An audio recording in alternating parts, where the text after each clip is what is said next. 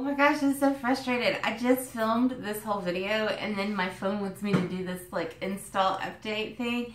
And I was like, I don't know, 3 minutes to ending it. And then the install update thing popped up and messed my shit all up. So I gotta refilm and I'm sorry. If I seem frustrated or if I seem like I'm going fast, but I've already told this story.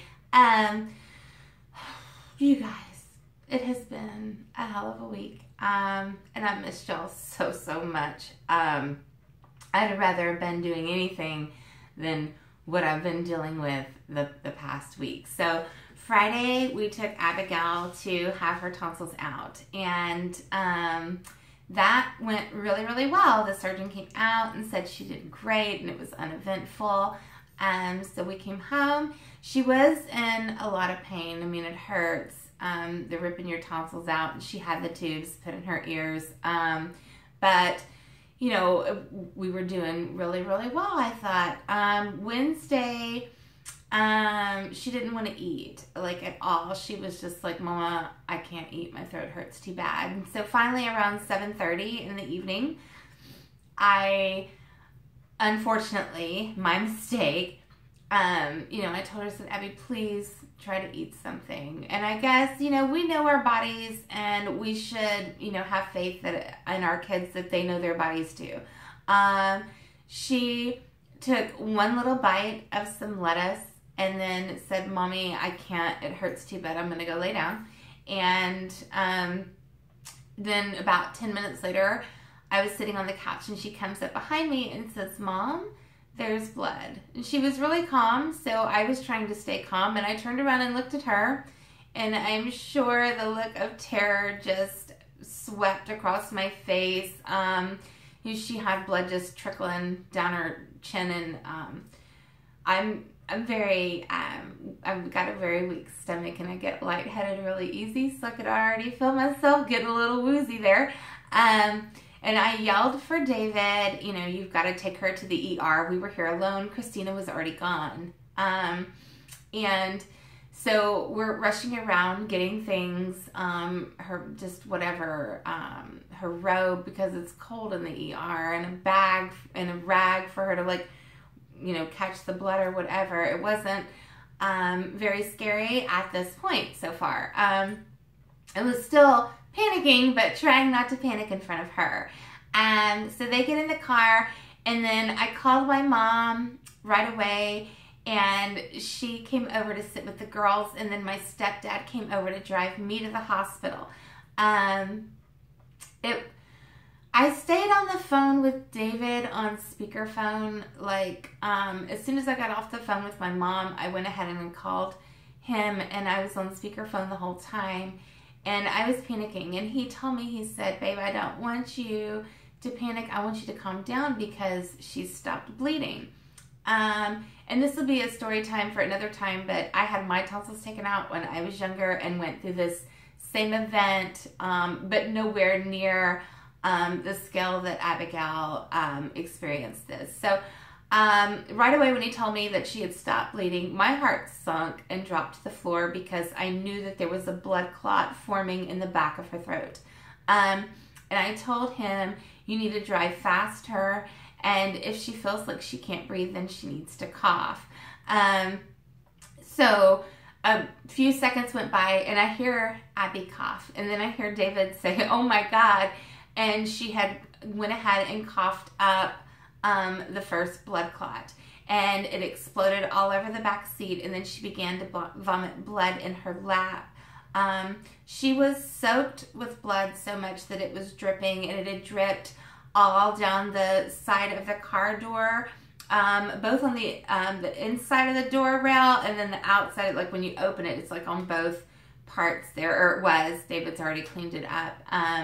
We couldn't take it to a detail shop, like, they're going to be like, you got a police report to go with that? Because it was seriously like the most blood I've ever seen in my life. And I grew up watching Freaky Jason and Freddy Krueger, and you guys did not prepare me very well for that. It's not very realistic on your movies there, guys.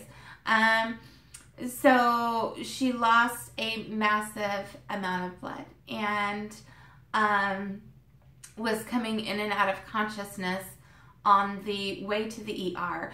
When they got to the ER, there's a lot of construction down there, and the driveway for the ER is very small. I guess it's just like a makeshift driveway for right now, which wasn't very convenient with David being by himself. He didn't want to pass her off to a stranger and then not know where she was, and he definitely didn't want to block the ER entrance for any ambulances that may be coming. So he pulled into the parking garage thinking he could just run her over to the ER entrance. He couldn't see it because it was nighttime, but when he got over there, he noticed that there was a chain link fence blocking that whole area, and he could not get around it. So then he runs the other direction to the elevator, and the elevator was stuck. I could hear the fear in his voice, and I felt so bad for him, and I felt guilty because I wasn't with him, but I was on my way to him, and only by the graces of God, you guys, did a stranger, a complete stranger, come out of nowhere and offer to drive them over to the emergency room entrance. And David was like, and I heard him, he's like, "Sir, we're going to get blood all over the back seat of your car." And bless this gentleman's heart, he was like, "It doesn't matter." And he drove them over there. And I don't know who you are, but I hope that God gives you more blessings than you know what to do with, because you deserve them and so much more. And I know you're never going to see this, but thank you. Thank you for saving my baby.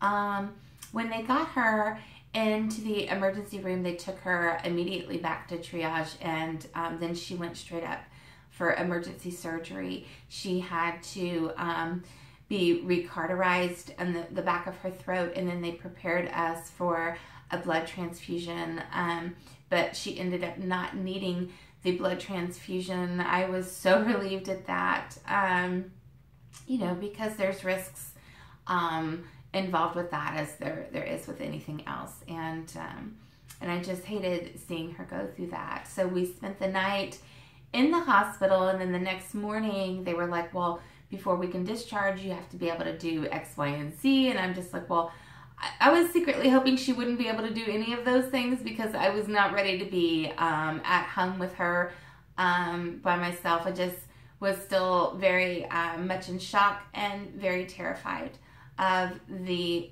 events that had happened.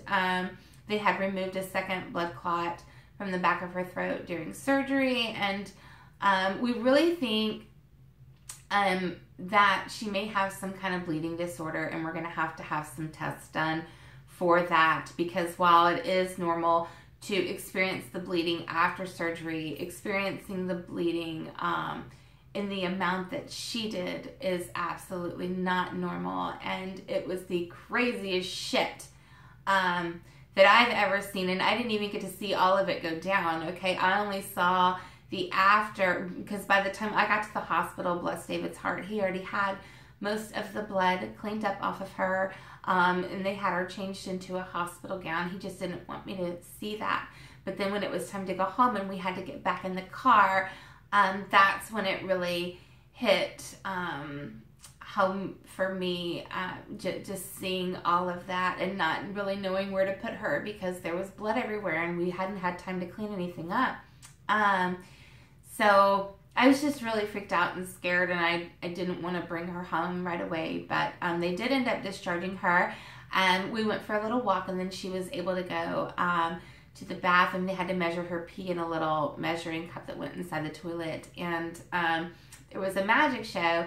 She wanted to go to the magic show, so I was just like, okay, we're going to go to the magic show. Well, my friend Heather ended up being at the magic show, and the running joke has been like, it just seems like it is like a really bad dream, but when I tell it, it just seems even more like a really bad dream, because I'm like, there was all this blood, and then Abby had to have emergency surgery, and then there was a magic show, and my friend Heather was there, and it seems so unreal, and I am emotionally drained, and just physically tired, because we're up giving meds around the clock every 3 hours.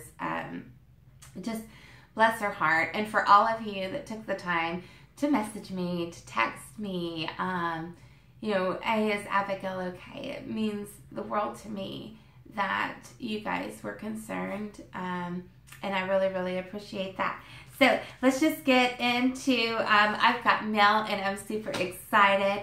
My first letter is from Tiffany Arpin, and I just love her so much. I have a group of girls on here that I consider my YouTube besties, and she is one of them. Oh, and there's desserts on. I have been living off of ice cream with Abby. If I look a little chunkier than normal, it's because lots of ice cream. I love this, so cute. So thanks, sweetie. Thank you so very much. I'm going to send you a little package soon. Just wanted to say thank you. Hugs and much love, my friend. Hashtag F you, Norman. Boo, LOL. That was totally cool of you. Love you, girl. Tiffany Arpin. I love you so much, Tiffany. And it was totally cool of you to send me this little dessert card.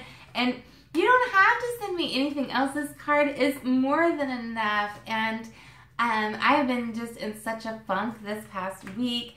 I was just, and still tired today, but I was like, I'm going to make myself get up and get dressed, and I'm going to open my mail and film for you guys and come on here and talk to you, because you always make me feel so much better.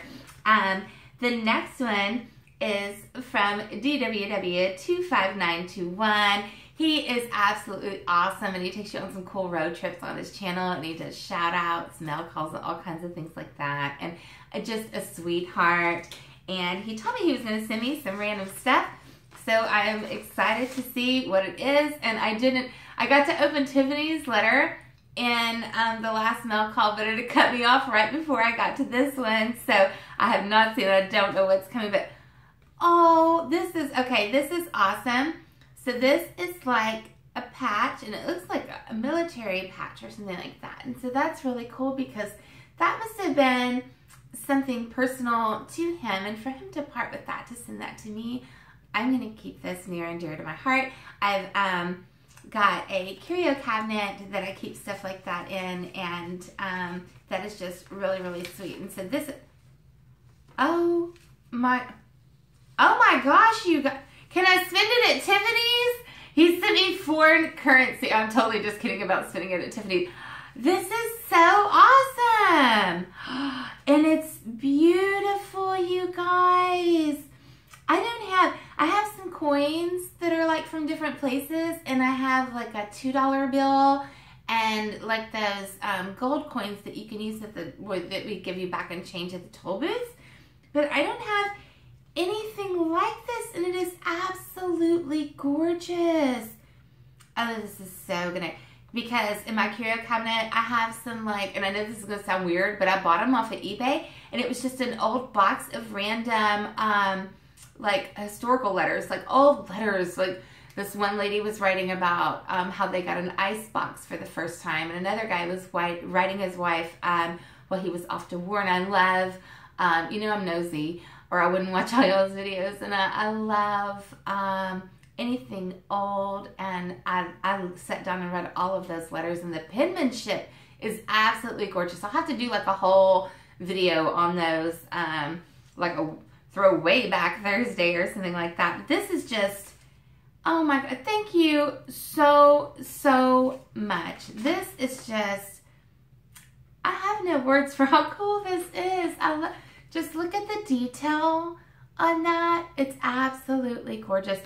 Our currency here in America doesn't look anything like that. And this one has just got the most gorgeous buildings on that.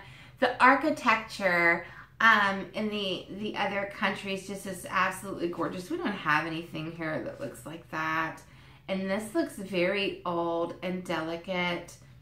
Oh, I'm just going to have to find some kind of plastic protector to put them in, and then put them in my curio cabinet.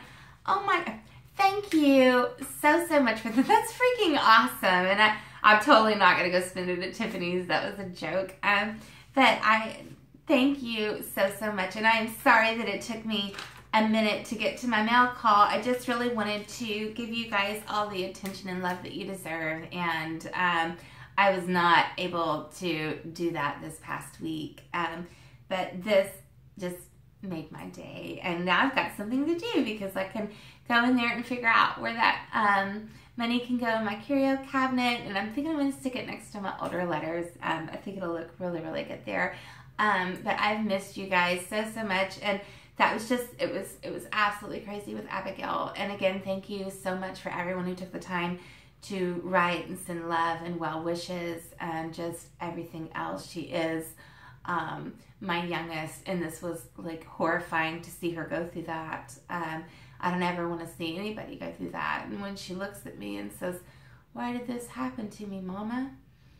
It breaks my heart. And, you know, she wakes up. She does pretty good now. Like today and yesterday, she's doing pretty good throughout the day. But if she goes to sleep and then wakes up, that's when it's the worst for her. And it takes us a bit to get her calmed down. So continued prayers and well wishes are totally appreciated, you guys. And I just love y'all so much. And I'm going to go back to taking care of her. I'm sorry I didn't get to come on. I have been in a few chats here and there. And if I'm in and out, it's because I'm just trying to, you know, I come on when she's napping, and then if she wakes up, then I jump up with her. So it is what it is, you guys. But I love y'all so much, and I've got favorites coming up.